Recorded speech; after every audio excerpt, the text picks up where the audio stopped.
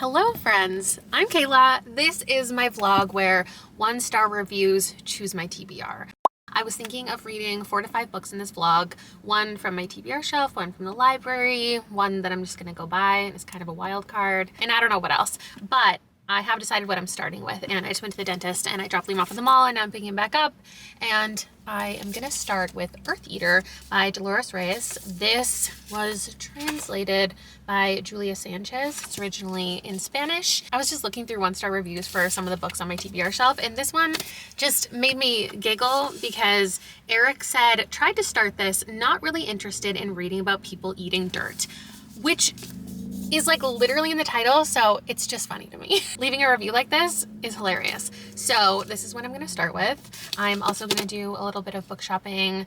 I might pick up the wild card, the one that like I know I shouldn't read, but I just think would be fun and perfect for my official, unofficial Smut of the Month club, because I don't have one scheduled for April yet. I read some Dino Smut, I read some Demon Smut, I read more Demon Smut, I read a realistic Smut, and now I'm gonna go with serial killer Smut. So throughout the video, I'll talk to you about what I'm planning on reading, or it might have been in the thumbnail too, but I'm starting with Eartheater, and I'll let you know when I have actually started it and what my initial thoughts are. I guess there's this girl who, when she eats dirt, she can solve crimes, is a little simplification of it, but I do think that that's how people use her and her ability, is by convincing her to eat dirt, and then she has visions of missing people, and then people can find their lost family members.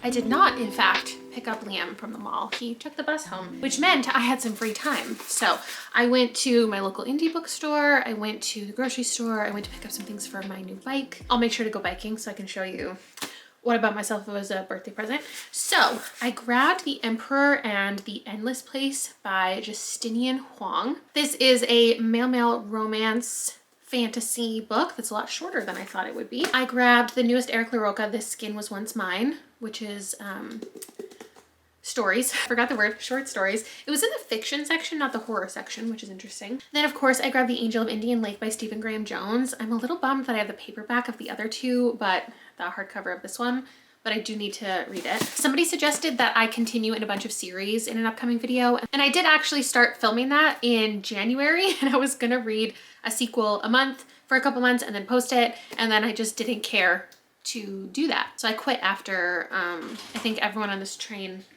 is a suspect. Hello? You had all day to do this. To do what?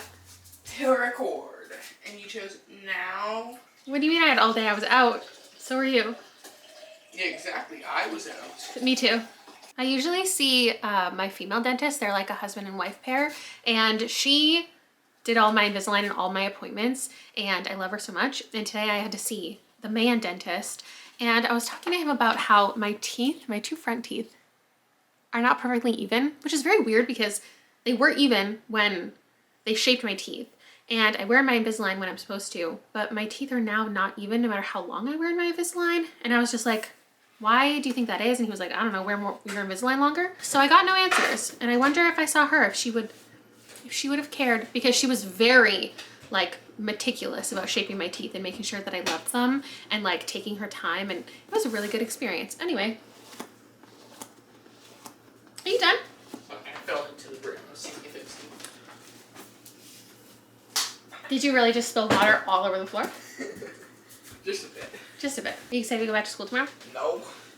Today was the last day of spring break. To school? Yep. You couldn't pay me to go back to school. Don't throw that at me. Oh my gosh. Died.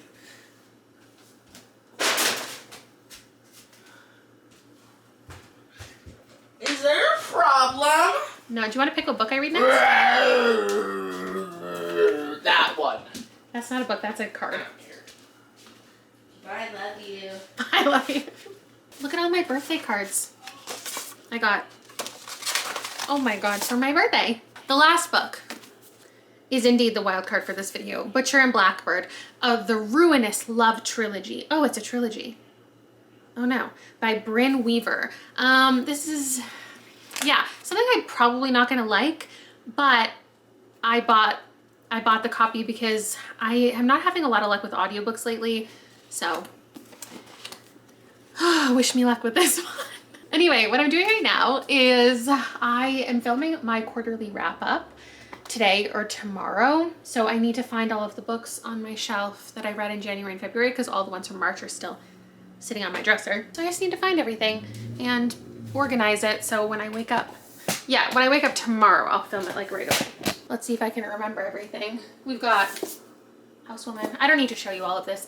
I need to talk to you about Eartheater. Eartheater is really interesting so far. It is the story I expected it to be. Everything that I said was accurate. I'm a third of the way in, and she's just grappling with this ability of hers, and she doesn't want anyone to see her eating the dirt. Like, that's part of the deal. But right now she just got hired by this like police officer who showed up and was like, I heard that you're a seer, or you have this thing, and I need you to find my missing, I think it's his sister, and I'm having a good time with it. Oh my gosh, no one tell Eric about the 5th season, because if he didn't like people eating dirt, he's not gonna like what happens in here. Imagine if it's on his TBR and just like no one ever tells him. Was this year? Why can't I remember? Oh, this was. As soon as I'm done filming this video, I'm gonna take some of these to my mom. Was this year? Is this the second or the third one? Kayla, just check Instagram. No, I like to make things difficult. It's actually more of like a memory test. That's why I do it, is because I want to see if I can remember. Like when there's a trivia question, you know, like when I'm watching a movie and I'm like, oh, who's that actor? What's he from? I don't want you to tell me. Like if you're my husband watching the movie with me, I'm not actually asking. I'm just saying it out loud to see if I can then remember. And this was definitely in October. Okay, I think that's all from my shelves because I only put 4 and 5 stars up there, and then everything else is in my closet. Ow. Oh my god, there's so many. I guess this is what 73 books looks like. Oh my god, I forgot so many. Okay, I think that's it. Oh my god, you're gonna die. Not only is the 5th season on Eric's Goodreads, he's already read it and gave it 1 star. It also ended up on the same shelf of started but didn't like. Do you think it got to like the stone eating section? I just imagine him reading the book, suddenly they start eating stones and he's like, ugh, again. I have finished my first book for the video. There was actually another 1-star review that originally intrigued me. Somebody said, what's going on? What a strange little book. And that sums up books that I like. So I feel like this was set up for me to like. And I did indeed give it a 4. It couldn't quite be a 5 because I think the translation specifically left something to be desired. And I would like to have a sidebar linguistic conversation. I feel as though there is a word missing from my vocabulary that is a synonym for homonym, but for a sentence rather than just a word. Because I wanted to explain to you a specific way that I don't think the translation worked here. And if you're not a native English speaker, it wouldn't maybe occur to you that a certain phrase is also like another phrase, like it means something else in a different way. This happened a couple times in here. One of my examples is she said, I slipped on some shoes. And to me, if I'm slipping on my shoes, it means I'm putting them on. And but it could also obviously mean to slip over some shoes. And she used it in that context, which is a more traditional phrasing. But to me, I read it as I slipped on my shoes. And then the rest of the paragraph didn't really make sense. And then I had to go back and think, oh, she meant like she slipped upon them, like she fell on them. And so what is that word? Like, what is the word for something that means 2 different things? Because the only thing I can think of is a double entendre, but I think a double entendre is inherently salacious. At least it sounds like that to me, but maybe I'm wrong and that's the word. I just find myself wanting to use homonym because homonym is a word that has 2 different meanings. And this is just a sentence that has 2 different meanings. Anyway, what I really enjoyed about this was the author's note at the end, which is, or actually it was a note from the translator who was talking about the translation and how some things can't translate, obviously. But it was also talking about like the importance of a story like this and how it reflects Argentina and femicide, is that the proper word? Women and how women are treated in society, how they're, I mean, this is happening all around the world, right? Like women having less rights and women being treated poorly and women being murdered and missing, being preyed upon. And I appreciated that note.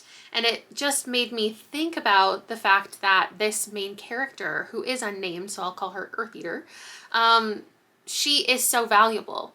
And putting her in that position in the book of needing to be respected and valued by others, and her seeing her own purpose, is something really beautiful when you think about how women are treated, especially in like the ones who are in poverty. Also, a woman that she's helping in here is a teacher, and that is a position that should be so much more respected. It's a valuable role in a female dominated industry, and I think that that's like a really intentional part of this book. I will say it wasn't as speculative or weird as I was expecting.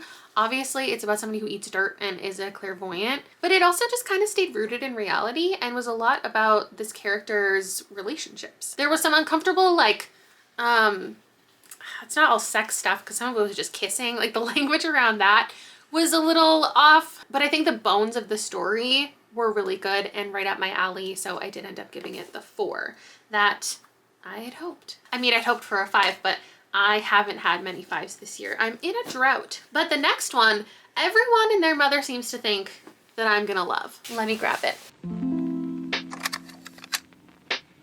I had Bloom on my most anticipated list of last year. I didn't get to it. I had the opportunity to read it as like a booktuber's favorite. I didn't get around to it. The cover is so up my alley. The face with the flowers. It's a novella. It's horror. It's sapphic. It's cottagecore. But this author, I only gave a 3 last time I read from her. I don't know. I just feel like this could be either one of my favorite books of the year or an extreme letdown. And that's not a good feeling going into a book, but it was blurbed by Paul Tremblay, who I historically, if you've watched my blurb videos, can trust. He said it was a dizzying, heady feast for the discerning palate. However, Ada on Goodreads, who gave it 1 star, did not have the same glowing review and said, don't do it to yourself. Don't read it. Please love yourself. So I'm obviously not going to take her advice, and I am going to do it to myself. How long is this? 200 pages on the dot. I'll check in with you after 50. Sorry, I lied. I got to page 75. I couldn't stop. I really like it. All I knew going in is that these 2 women meet at a farmer's market and I don't know, they do like dark things. It's reminding me tonally of like Mayfly and Come For Me With Apples. This very like innocent, sweet, quirky situation, and then it's going to devolve into something else.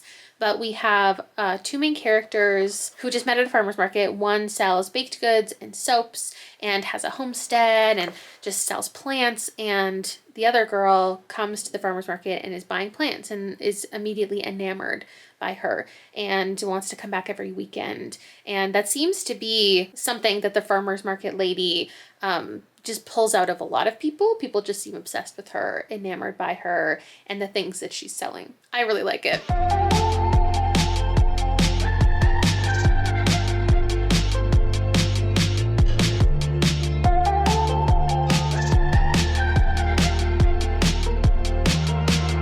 It's a 4, and it aligns with a whole bunch of books I've given a 4. Mayfly, The Eyes Are the Best Part, They Never Learn. I think that there is this group of booktubers who have really similar tastes to me, but also just like love, like eat up violent women books. And I've been reading a lot lately, but they never are my favorites. If you look at my video of all of my favorite horror, it's never focused on like a woman or women getting revenge. I understand why people love that. And obviously I do read them and I pick them up, but they really are never my 5-star favorites. I don't think I need to read them a little bit less or anything. I pick and choose, but they do get like recommended to me a lot. And I feel like it's not always my vibe compared to other like horror lovers. This is interesting because I think that this is a book that isn't trying to keep anything from you. You're just existing on this journey. It reminds me of a couple books that are so clearly about domestic abuse. There's two that are coming to mind that are like thrillers, but they're just from the perspective of people who are going through horrific things, and you know that horrific things are happening, and you hope by the end that something good will come out of it. So I get that this is in the horror category, but it feels more like suspense, because for me, with a lot of horror books, the whole hope of it when I read it, and what I do get out of a lot from this genre, is the shock factor. Something is surprising, there's a reveal. Meanwhile, domestic suspense, which is what this feels like. I know that it's not, and I know that's not marketed that way, but it feels like domestic suspense to me. It doesn't hinge on you not acknowledging like what's actually happening. So I don't know that the synopsis being written the way that it is, with like Rosemary and Ash meet at the farmer's market, everything's perfect, blah, blah, blah, blah. They've never felt this way about somebody, but the obsession consumes them. She's not the only one doing the devouring. And then it says it's a deliciously dark tale about passion taking an unsavory turn. So I just think that it lays out, I don't know why it's making these noises. It lays out what to expect. And if you really want twists and turns, I don't know that it does that. So people calling this predictable in a lot of their 1-star reviews, I understand, but I don't think it's the book's intent to be surprising. I really liked it. It was full of lush detail. It was so descriptive. There were multiple things that I highlighted. It was risky and it was grotesque. And I think that even the cover, like, it gives you a vibe of what's going on. So I was going to read Butcher and Blackbird next, but I think they might have too many things in common. So I'm gonna move over to something else and grab the audiobook of something. So that's all I have for you this evening. I've got to go to bed. Good morning. Today I'm dedicating the day to listening to exclusively Almost Surely Dead by Amina Akhtar. And my commitment this year is to only listen to audiobooks when I'm doing something active. So while I think I will continue listening while I take some pictures of bookmarks later, I'm also going to be walking. I start the morning with 3 kilometers normally, and then I'll also go for a bike ride later tonight. And I think that should be enough time to get through this. The reviews that have pulled me to this are the ones that say it's an interesting thriller, it's like a fine psychological suspense, and then suddenly it goes off the rails. And that just reminds me of how people talk about some of my favorite thrillers that have like a supernatural twist at the end. I'm really testing my ability to walk and hold both of these things at the same time. So I've got my headphones in, and the book just opened up with an introduction by Mindy Kaling, who like published this. And she mentioned how this talks about Desi folklore. And so I'm assuming the twist is like, and it's referring to like a supernatural kind of element. Something is threatening Dunya's life. Someone's like trying to kill her or something. And it sounds like something because the synopsis talks about something is following her, like an entity, like something wants her to end her life. So like a curse or what have you. But it's a full cast audiobook. So like the podcast where people are investigating things sounds like a podcast. I'm only 2 chapters in, so I just introduced the initial scene where she is like almost thrown into the subway tracks. And then the podcast that talks about the fact that she's gone missing and these women are dedicated to like finding out the truth. And they also want to gain fame from investigating this and finding out what happened. So it feels like a little bit of a parody almost, like true crime taken to an extreme. And I think I'm gonna like it.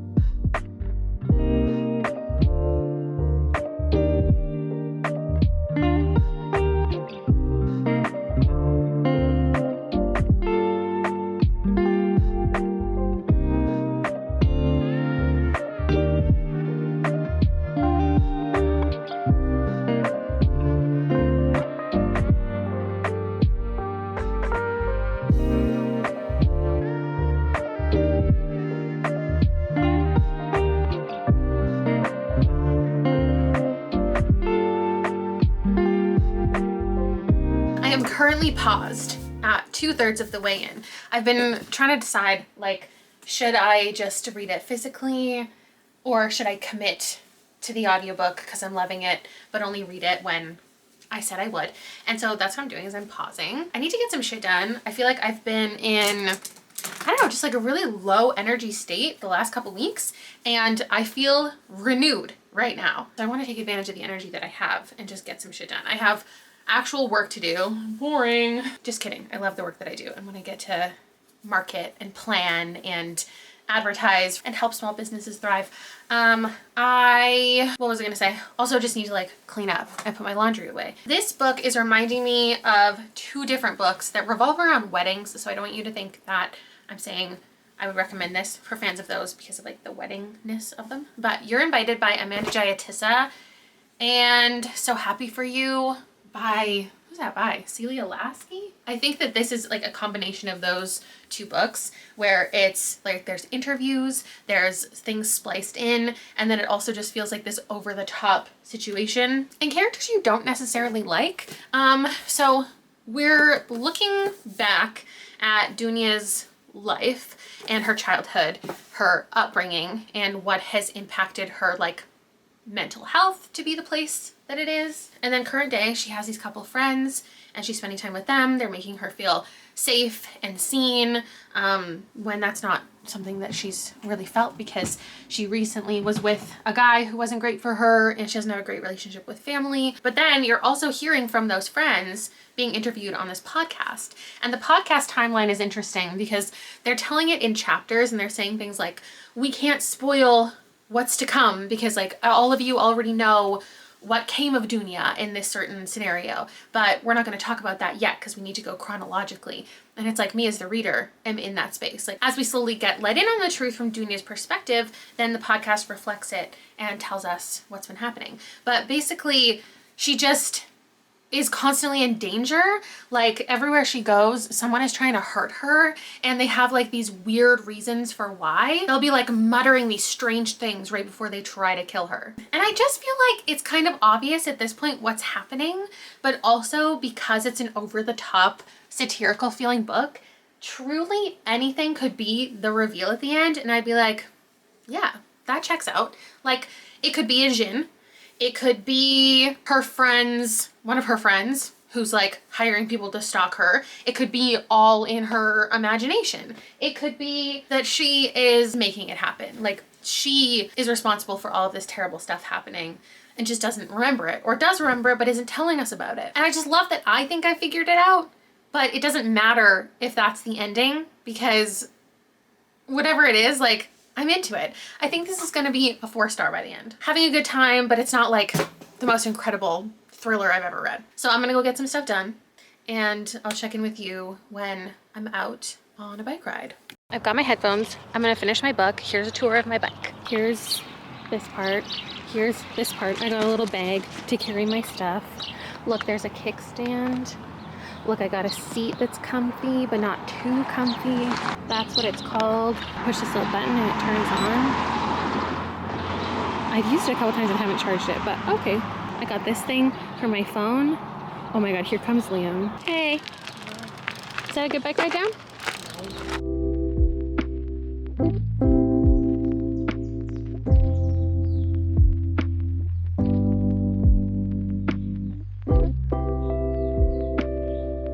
Okay, I'm sweaty and dirty, but I did finish my book. I think the thing that a lot of people don't like about it is, or that I've been reading in reviews, besides like the supernatural, like kind of silly quality of it, is they don't like the representation of like the podcast, and all of the people who are involved in this like investigation talking about it are very much a caricature.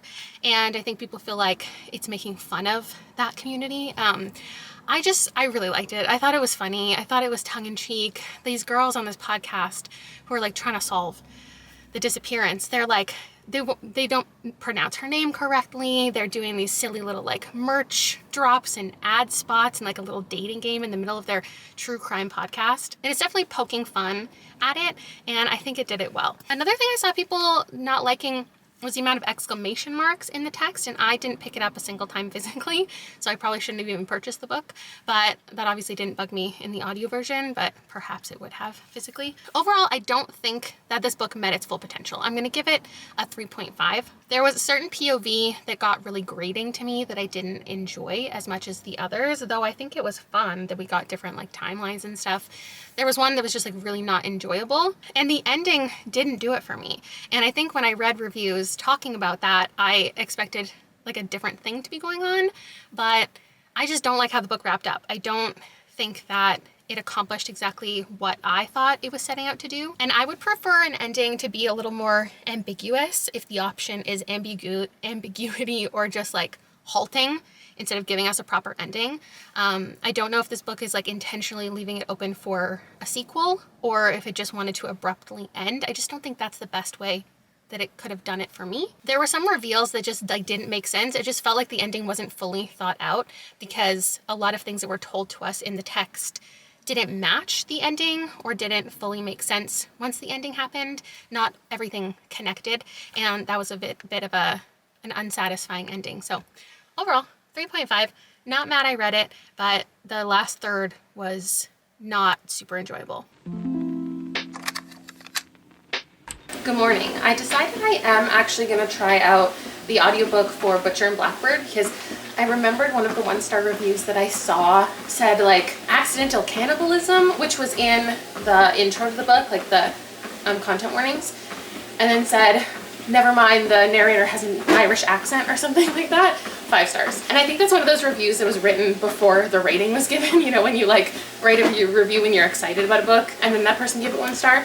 But I do think that the audiobook sounds fun to listen to. I saw a bunch of people going, or in their reviews were like, oh my god, it's Joe Arden is the narrator. They were excited about it. Who isn't someone that I have heard of before, but if I click on Libro, there's like 200 books that he's done. All romance titles I've never heard of. And so I'm curious if it just so happens that all of these books had an Irish love interest or if the accent is fake. So I'm gonna check it out on my walk. It is like nice enough outside this early in the morning now to walk outside, but like I have a routine and it takes half an hour to cook my little hash brown and 10 minutes to heat up the oven. So I usually do like a casual stroll for 10 minutes. I turn on my oven. It takes 10 minutes. I put in my hash brown. After 15 minutes, I flip my hash brown and then it's done in 15 minutes. And if I was out, I wouldn't be able to do that. And then I would have to start breakfast when I came back.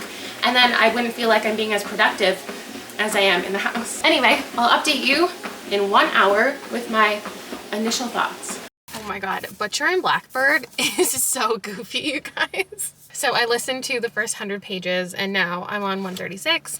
I don't know if I like the audiobook better. It is like what I've asked for because I have been saying for a while that romance needs to be not just multiple narrators, but more of them should be fully dramatized because I cannot listen to a man mocking a woman's voice, especially during like intimate scenes. I hate it. It gives me the ick more than anything. So this is giving me what I want. But at the same time, it's a little much. Like every time it'll be from, say, Rowan's perspective, it'll be talking blah, blah, blah. It'll say Sloane moaned, and then you'll hear Sloane moan. And he'll just continue to narrate the rest of the chapter. And like anytime somebody talks, it inserts the other narrator. And like I like it because it makes it a full experience. But it also like for some reason reads like a phone call. It sounds like I'm listening to them not actually communicating in real life. And there was actually one scene where I was like, are they together? Or is this a phone call? Because they've been having phone calls. And then because of just the way that it's written, it sounds like, I don't know. I do think it's good that we're getting the dramatized version also because it's giving off the goofy vibe that the book has. And especially Sloane, whoever is narrating her sections, Lucy something, has a very cheeky voice. Like everything she says is just like so funny, but also super fucking annoying. And for a minute, I was convinced that Sloane was a figment of his imagination. And then they were out for dinner and his friend was like, oh, I was convinced this girl was a figment of your imagination. And I was like, thank you. I'm also convinced that her sister is a figment of her imagination. And maybe it's just because of the narration style. Nothing feels real. It all just is very stupid. And I know that I described this as smut and it's like my smut of the month. It's not like I knew going into it, and a lot of the books that I'm picking that I'm referring to in that way are actually just books that happen to have a good amount of sex, and more than I'm typically used to, so I'm calling it smut. Nothing steamy has happened at this point. It's just very horny. This is the 1-star review that is the reason that I'm reading it. Dexter but hornier, like hello? Dexter's one of the only shows that I've actually watched almost all of the seasons of, so this just felt like it would be a good pick. And basically these two characters are both serial killers, but they only kill serial killers, and they meet up in a strange environment when they're committing a crime, and they decide that once a year they're going to do this game, this competition of who can take out a certain serial killer. And I just need the game to make more sense, because what's confusing to me is the idea of like, they're doing all of this research to find these serial killers, and then only one of them gets to actually take them down. But like, does that mean that they could find out about a serial killer and just wait like 9 months until the game takes off? So they're like letting that serial killer just like kill people for all of this time, waiting for the game to start? Or are they killing a bunch of people in between games every year? I don't think I really get it, but I don't know that I'm supposed to. I'm just supposed to look at the page and have a good time. The reason it's feeling smutty, even though they haven't even kissed. Like, this is a slow burn, but they're both very attracted to each other. They're just like very horny individuals. Rowan's entire perspective every single time we switch to him is like, oh my God, look at her boobs. I love her boobs. I wish that we were having sex right now. I can't wait to be inside her. Side note, YouTube, please don't take away my monetization like you did last time, because I said the C word. I don't know what's considered too explicit at this point for advertisers. It's a silly, goofy time. I think I'm having fun. And I know I said I don't love reading from the perspective of somebody who's just like taking people out constantly. But I feel like, again, I'm almost reading a satirical book. And in that case, it can work for me because it's not taking itself too seriously. There's no way that this is going to be a 5, but I'm not having a terrible time. Now I need to go home and film my quarterly update. I just picked up a couple things from the library. This one, which I read in a recent video, just the audiobook, and I never had the physical book, but now I can include it in the wrap up. I was hoping that Assistant to the Villain would come in on time, but it's not supposed to be here until like tomorrow. Bad timing. Also, I'm gonna drop off bookmarks at my mom's, and I'll see you in a little bit. Sorry for another car clip, but we are late to trivia night. We go to trivia night on Wednesdays. You're driving very fast. We're both wearing green. Our team last week got in 2nd place, so we're gunning for 1st. I'll let you know how it goes. I have lost steam in this book. We've gotten some tropes, and I just feel like when you're giving us Dexter but horny, it shouldn't just fall into the typical romance tropes. We've gotten to where Sloane is just like very insecure and unsure, and there's a lot of miscommunication. She's like, no, there's no way this man loves me. I can't tell him my feelings. And I just feel like that's kind of a lot. I guess it's trying to show us that everyone's insecure, even serial killers. But I just don't feel very motivated to pick it back up. But I will, after we win trivia night. Good morning. It's freezing out here. I'm regretting my decision, but I have 1 hour of my audiobook left. So I'm gonna walk. I'm not gonna go home until I'm done. Last night, what happened? There was a rabbit round where we had to look at a bunch of rabbits from like movies and logos and guess their names. I obviously did impeccably. Look, a waterfall.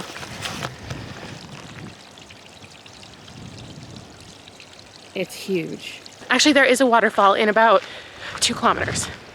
So I'll show you. There were even some rounds we got 10 out of 10, which we never do. And we still lost. 5th place, in fact. I just dropped Liam off at school. In 3 hours, I have reading sprints with my channel members, and I'm gonna start blackouts during that, I think. But let's think of some other 1-star reviews this had. There was one that was like, are people being held at gunpoint to say this book is good? And then there was one that was just like, I'm so traumatized, which I'm just wondering if I haven't gotten to a point in the book that is like really gruesome or something. So I'm anticipating that in the last hour. Because I feel like at this point, it's pretty much exactly what I expected when you pitch it as a serial killer romance. I don't think it's particularly well written or complex. I imagine it'll be a 3 by the end. Oh my God, a happy face. Look how cute. Aww. Oh my God, my eyes are watering so bad.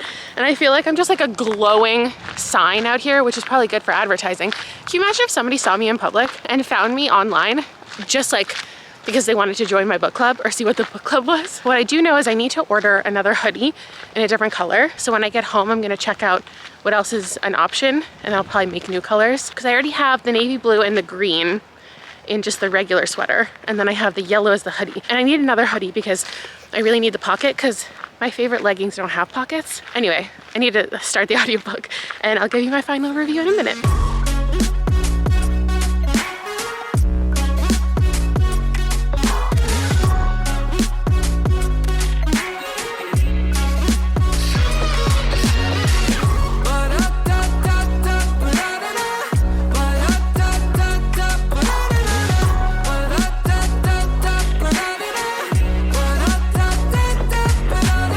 The only people I pass on this entire trail is during a sex scene. And I say, good morning, 3 different times, actively happening in my ear. Not my favorite. I don't know. If you're gonna say you're traumatized by a serial killer romance, I expect the characters to be fucking while they're killing somebody.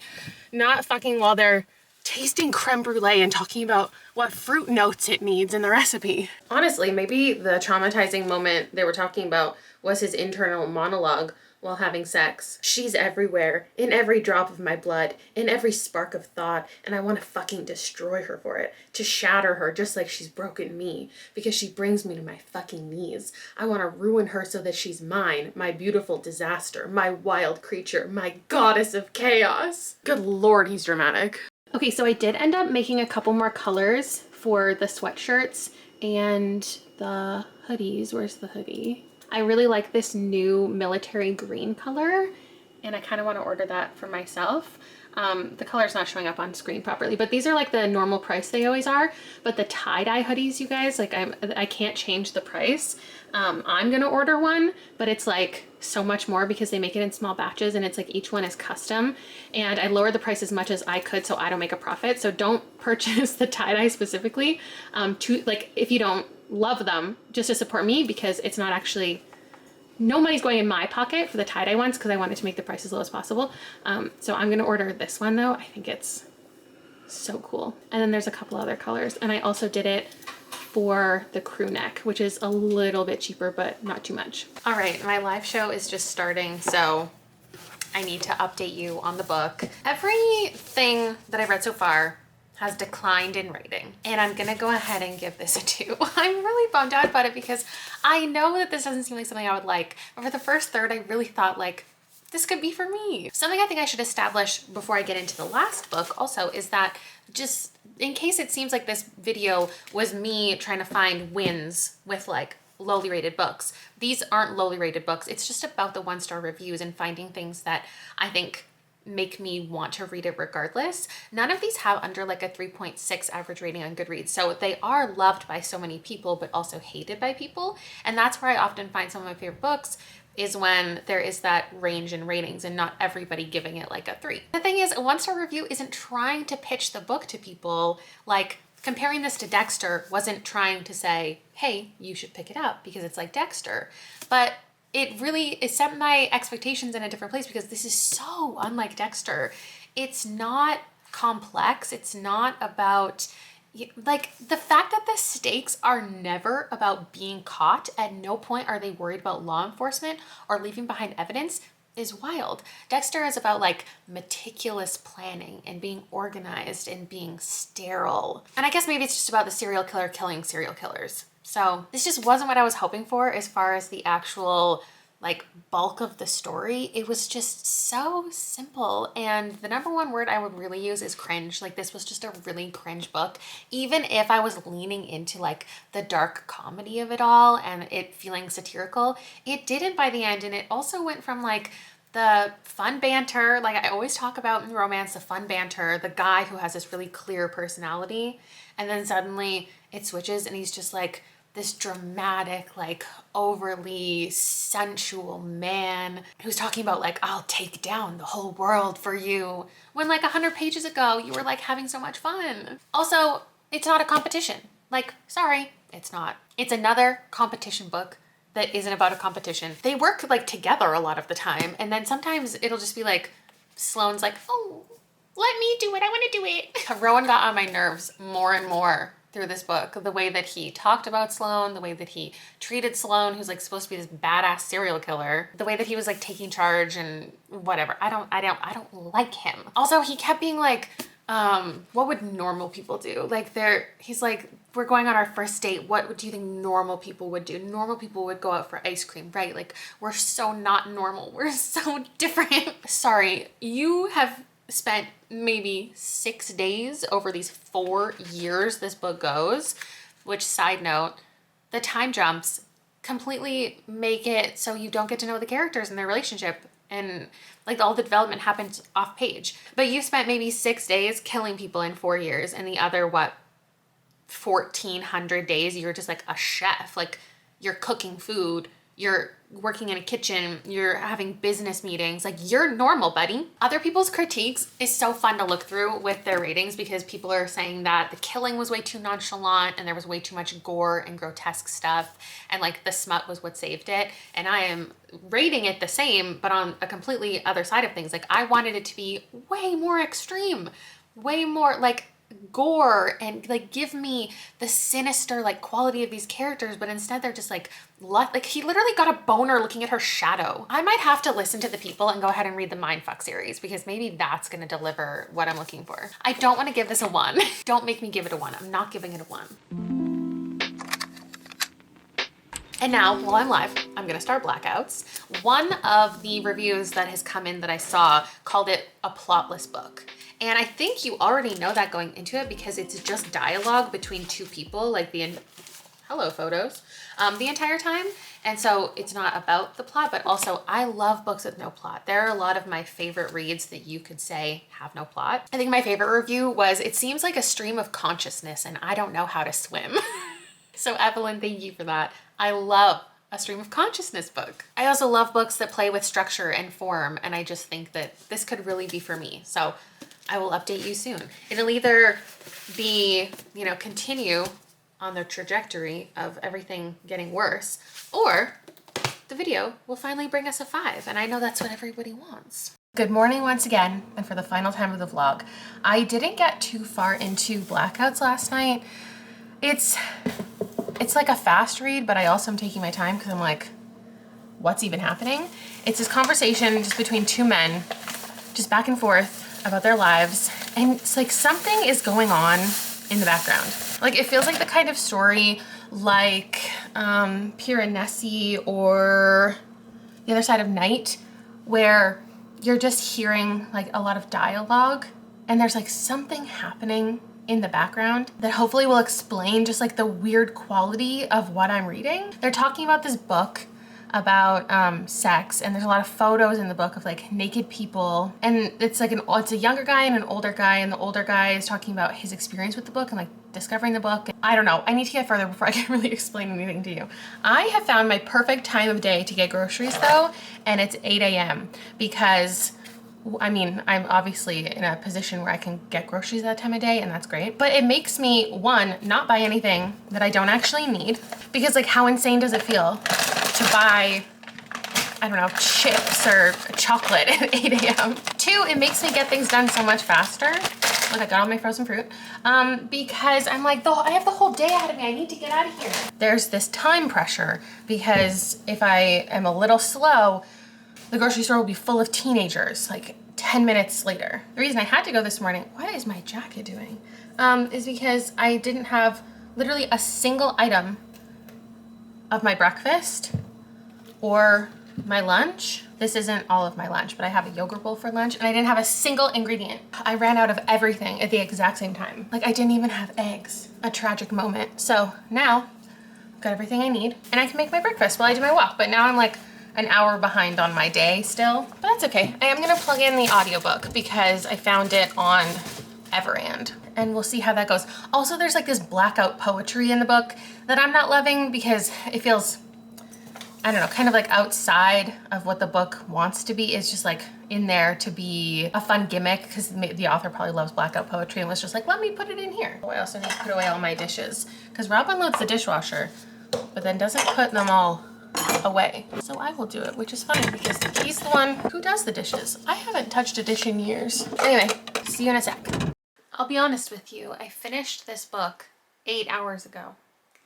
And I've spent 8 hours, I mean, doing a lot of things, but trying to figure out like what on earth to say about this book. It definitely seems to be inspired by Kiss of the Spider Woman. And it might be inspired by other things too. This is this idea of characters just like sitting and having a conversation and telling each other stories. But that's the one that came to mind for me. Basically, these two met in a mental institution years ago. And now they're getting back into contact with each other. But the older one is essentially on his deathbed. And we're not even getting a clear idea of where they are or how they're communicating or like what's really happening. But they're telling stories of their lives. And they're also telling stories not of their lives. They're kind of conceptualizing stories and films by conversing back and forth. And it'll be this back and forth that's like, make the story funnier, make the story sadder. And they just like share their experiences. And it feels like it's authentic, but I don't think it is. The older man obviously has a lot more experience since they're both gay men. They're going about the world in a similar way, but so different because of their own personal experiences. So he is sharing, the older one, Juan, about growing up, having and wanting homosexuality to no longer be deemed like a psychiatric disorder. And there is a history of homosexuality, which is like partially in here, and like medical texts that are real and photographs that are real and even people who are real. What I expected was a grander conclusion, but upon finishing it, I really like that it didn't have that, because I now get to theorize whatever I want about this conversation and who these two men are and the stories that they're telling each other and what they actually mean. I feel like this is a two-read type of book. The first one was just me getting used to like the writing, not the writing, the style. The writing is beautiful, but I think on a second pass, once I already understand what the book is trying to do, I could appreciate the language and the stories and the actual writing of it even more. When I read similar, like House of Leaves, Marcus E. Danielewski, I also read Only Revolutions. And I said when I read that form overtook function, and I was like, is that even the right phrase? I think the phrase I was looking for was style over substance. There are books that commit too hard to the bit, where I think the potential of the plot gets overlooked because the author wanted to commit too hard to the gimmick. And this could have been that, and it wasn't. The most common rating for this on Goodreads is a 4. I understand why there's such a mix of 1s and 5s and it's all over the place because it's an odd one, but I also am giving it the most common 4. I think a lot of people would consider this a waste of time. Like, not a lot really happens, and if you aren't jiving with it in the first like third, it doesn't suddenly change. It's just like, it's not for you. And unfortunately, there are also so many people who are giving it a 5 and being like really pretentious about it.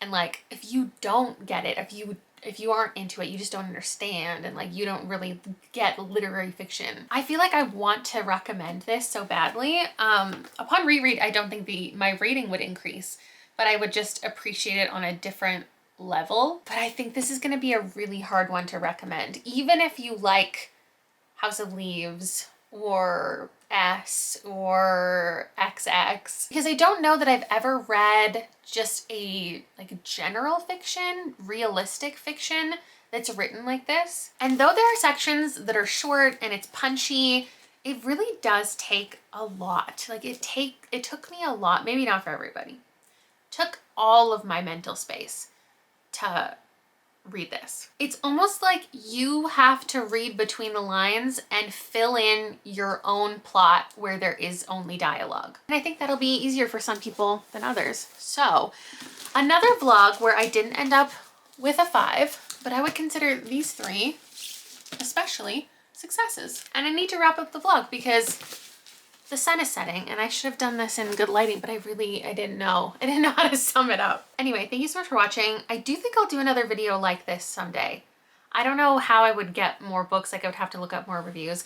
I'm sure you don't. Maybe you have a 1-star review that you just happen to know, or you gave a book a 1-star review that you think would intrigue me to read it. But in this moment, I implore you to look at the books on your TBR, go look up some 1-star reviews, see if you think that they could convince you to read a book as opposed to steering you away from a book, which is usually the intent of those sharing their thoughts and feelings on novels that they hate. Anyway, I'll see you later.